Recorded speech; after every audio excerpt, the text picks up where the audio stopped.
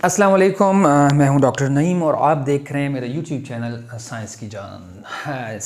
जी बच्चों, आज हम केमिस्ट्री का chapter number 3 Sindh text book board 9th class का केमिस्ट्री का चैप्टर नंबर 3 स्टार्ट कर रहे हैं, जो कि प्रेडिक्टेबल और पेरियोडिसिटी के बारे में है।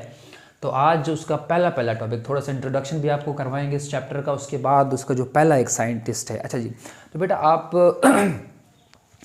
आप अपने क्लासरूम में या साइंस की कोई लेबॉर्ट्री में जो भी पीरियडिक टेबल आपको एक नज़र आता है, एक बहुत सारा एक चार्ट सा नज़र आता है एलिमेंट्स का, जिसको हम पीरियडिक टेबल कहते हैं, उर्दू में इसको दोहरी जदवल कहते हैं। तो ये बहुत सारे साइंसदानों की मेहनत से मिल के बना है। आपने देखा होगा उसमें ग्रुप्स होते हैं, उसमें पीरियड्स मौजूद होते हैं। तो बेटा ये जो ग्रुप्स और पीरियड हैं, इनको किस तरह एलिमेंट्स को एक साथ रखा गया है, अरेंज किया गया है, तो बेटा ये बहुत सारे साइंसदानों की मेहनत से है। तो आइए आज हम स्टार्ट करते हैं कि इसी मेहनत को हम कंटिन्यू करते हुए अपने चैप्टर में हम जब आते हैं, तो इसमें सबसे पहला नाम आता है डॉबरिनर का। डॉबरिनर एक साइंटिस्ट था, एक जर्मन साइंटिस्ट था। कौन था जी? जर्मन साइंटिस्ट था, जर्मन केमिस्ट था। ठीक है जी, केमिस्ट्री में उसकी कोई डिग्री होगी, तो वो क्या है, जर्मन केमिस्ट है। तो उसने क्या किया, उसने जो है सबसे पहले एलिमेंट्स को, अनासिर को एक साथ रखने की कोशिश की। तो आइए हम उसने किस तरह कोशिश की और उसने इस बुक में डॉबरिनर के बारे में क्या लिखा हुआ है। तो सबसे पहले डॉबरिनर एक जर्मन केमिस्ट था। उसने क्या किया, एक जो अपना जो एलिमेंट्स थे उसकी दर्जाबंदी की। क्या की उसकी जी? दर्जाबंदी की। क्या की? क्लासिफिकेशन की ऑफ ट्राइड, यानी उसने जो ग्रुप बनाए, उसने जो मतलब एक ख्याल दिया, उस ख्याल का नाम है जिसको हम कहते हैं क्लासिफिकेशन ऑफ ट्राइड्स। ठीक है जी। तो डॉबरिनर ने क्या किया, उसने क्या खिदमत की केमिस्ट्री में, उसने क्लासिफिकेशन ऑफ ट्राइड दिया। उसने अपना एक नज़रिया दिया क्लासिफिकेशन ऑफ ट्राइड। अब ये क्लासिफिकेशन ऑफ ट्राइड क्या है? तो क्लासिफिकेशन का मतलब होता है बेटा दर्जाबंदी, ऑफ ट्राइड का मतलब होता है 3। तो इसने क्लासिफिकेशन की, मतलब इसने अनासिर की क्लासिफिकेशन की। किसकी बेटा? की जो एलिमेंट्स दरियाफ्त हुए इतने बड़े वर्ल्ड में, जो एलिमेंट्स दरियाफ्त हुए, तो उसको उसने क्या किया, उनके ग्रुप बना दिए। लेकिन कितने ग्रुप बना दिए बेटा? ट्राइड्स का मतलब होता है 3। ट्राइड्स का क्या मतलब होता है? ट्राइड्स का मतलब होता है 3। तो एलिमेंट्स को उसने दर्जाबंदी की, क्लासिफिकेशन की। क्लासिफिकेशन का मतलब बेटा दर्जाबंदी। तो दर्जाबंदी एलिमेंट्स की कितने ग्रुप में की? क्लासिफिकेशन की गई ट्राइड्स एलिमेंट को 3, यू कैन से दैट एक ग्रुप बनाया गया जिसमें 3 एलिमेंट को रखा गया। तो उसको कैसे रखा गया? This is your several group बनाए, बहुत सारे उसने ग्रुप बनाए ऑफ 3 एलिमेंट्स। ठीक है जी, जिस तरह, और उसने क्या कहा, इन 3 एलिमेंट, यानी एक जो ग्रुप बना, उस ग्रुप में जो 3 एलिमेंट होंगे, किसके? उस ग्रुप के average atomic mass of 2 element had approximately equal to the mass of the central atom. तो बेटा उस वक़्त जितने भी एलिमेंट दरियाफ्त हुए, फॉर एग्जांपल मैं कहता हूँ कि उस वक़्त 56 एलिमेंट दरियाफ्त हुए। कितने हुए बेटा? 56 एलिमेंट्स दरियाफ्त हुए।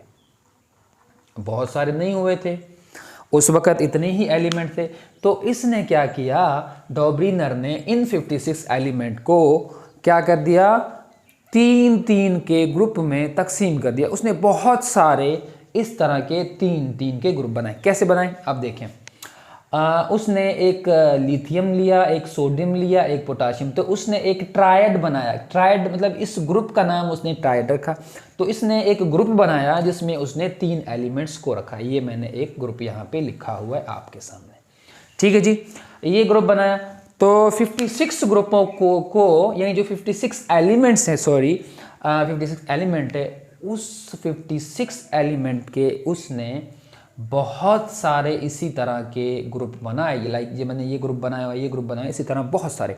तो देखें, सबसे पहले जो इसका मैं आपको एज अ एग्जाम्पल के तौर पे यहाँ पे बता रहा हूँ कि सबसे पहले उसने लिथियम को रखा, उसके बाद सोडियम को रखा, उसके बाद पोटेशियम को रखा। ये एक ग्रुप बन गया।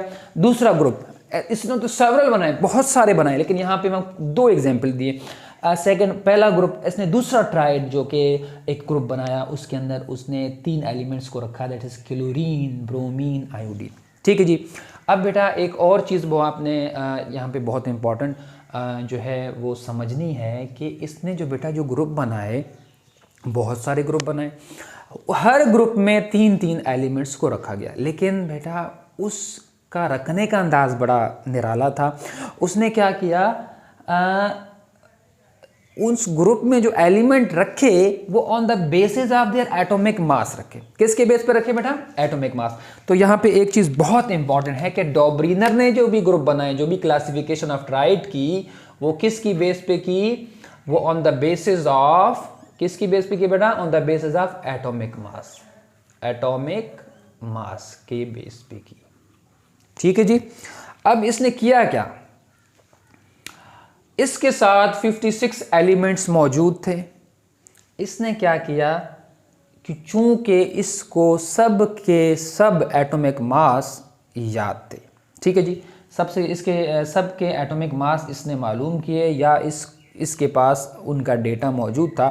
इसने क्या किया, ये ग्रुप कैसे बनाया?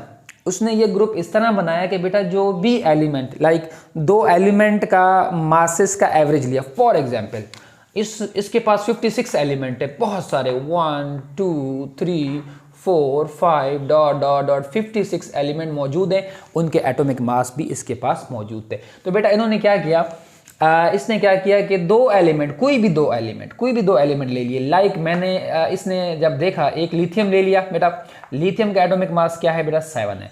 और एक इसने बेटा पोटाशियम को लिया, ठीक है जी, POTA मतलब पोटाशियम, जिसकी हम वैल्यू K मानते हैं, K उसका एक सैम्पल है। तो पोटाशियम का 39 बेटा एटॉमिक मास है। तो बेटा इसने क्या किया, जब इन दोनों का मीन लिया, एवरेज लिया। एवरेज बेटा कैसे लेते हैं? एवरेज लेते हैं कि टोटल को प्लस करके, लाइक ये इनके एटॉमिक मास का एवरेज हम किस तरह लेंगे बेटा, कि इनके एटॉमिक मास को प्लस कर देंगे और ये जितने एलिमेंट का एटॉमिक मास लिया गया है उससे उसको डिवाइड कर देंगे। ठीक है जी। तो यहाँ पे 2 का लिया गया है, एक इसका 2, और इनके 2 का एटॉमिक मास का एवरेज लेंगे तो हम इसको प्लस कर देंगे, और प्लस करने के बाद 2 से डिवाइड कर देंगे। तो इक्वल में बेटा क्या आया? इक्वल में जवाब 23 आया। तो बेटा 23 इसको पता था, यहाँ पे 23 किसका एटॉमिक मास है? तो यहाँ पे एटॉमिक मास जो 23 है वो सोडियम का है। तो इसलिए बेटा उसने सोडियम को सेंटर में रखा। तो इसी तरह 56 एलिमेंट का डेटा, उसके एटॉमिक मास का इसके पास मौजूद था। इसी तरीके से फिर इसने क्लोरीन और आयोडीन, उनके एटॉमिक मासेस इसके पास मौजूद थे। ये देखें, ठीक है जी, 35.5, this is chlorine, atomic mass of chlorine, और आयोडीन वो 126.5। ठीक है जी। इन दोनों को बेटा ऐड किया और इनका जब एवरेज निकाला तो उसका 2 से तकसीम करके जो एवरेज निकाला तो 81 आया। तो 81 जो है अप्रोक्सीमेटली, यहाँ पे लिखा बेटा अप्रोक्सीमेटली, मतलब कि बिल्कुल जो है 100% नहीं, एक बढ़ भी सकता है, एक 79 भी हो सकता है, 80 भी हो सकता है। तो इसने क्या किया, अपने इस पूरे 56 एलिमेंट में देखा कि 80 किसका नंबर है, उसको उसने दरमियान में रखा। तो बेटा इसने, यह है आपका डॉबरीनर, जिसने कोशिश की एलिमेंट को क्या कहते हैं, ग्रुप में, एलिमेंट की ग्रुपिंग करने में, उनकी जो है सीरीज़ में उनको रखने की कोशिश की, और उसने अपना एक कानून दिया, आप इसको कानून भी कह सकते हैं, क्लासिफिकेशन ऑफ ट्राइड दिया, जिसमें उसने बेटा क्या किया, एक ग्रुप बनाया जिसमें 3 एलिमेंट्स को बेटा रखा। लेकिन उसको कैसे रखा, उसके जो सेंट्रल एटम जो बेटा रखा, सेंट्रल जो एलिमेंट रखा, उसका जो एटॉमिक मास बेटा था वो क्या था, वो उसके उन दोनों के एवरेज मास के अप्रॉक्सीमेटली बराबर था। तो ये है आपका डॉबरीनर, और इसने बेटा इस तरह बहुत सारे जो है वो ग्रुप बनाए। तो बेटा उसके बाद क्या हुआ, जैसे वक्त गुजरता रहा तो इसका ये जो ट्राइड्स थे, ये जो उसने जो 3 की ये जो ग्रुप बनाए थे बेटा, ये तमाम के तमाम एलिमेंट पे लागू नहीं हो रहे थे। अप्रॉक्सीमेटली भी इसका जो आंसर था वो नहीं आ रहा था। यानी उसने इस तरह की जो 3 ग्रुप बनाए, वो ग्रुप जो थे बेटा, उसका जो मास था, जो कि सेंट्रल एटम का जो मास था, वो काफ़ी बड़ा निकला, किसी का काफ़ी छोटा निकला। तो इसी तरह बेटा इसका ये डिसएडवांटेज हो गया कि डॉबरीनर का जो ये पूरा जो ट्राइड था वो क्या हो गया बेटा, फेल हो गया। क्यों फेल हो गया बेटा? इसलिए फेल हो गया क्योंकि ये कुछ ही ग्रुप के जो कि अनासिर थे उस पे तो इसका ये कानून चला, लेकिन बहुत सारे और जो थे उन पे ये कानून नहीं चल सका। उम्मीद है कि आपको डॉबरीनर का जो भी जो क्लासिफिकेशन थी, उन्होंने जो एलिमेंट को, अनासिर को एक ग्रुप में रखा, उम्मीद है आपको ये समझ में आया होगा। और अगर आपको ये समझ में आया तो मेरी वीडियो को अपने दोस्तों के साथ ज़रूर शेयर कीजिएगा। अस्सलाम वालेकुम।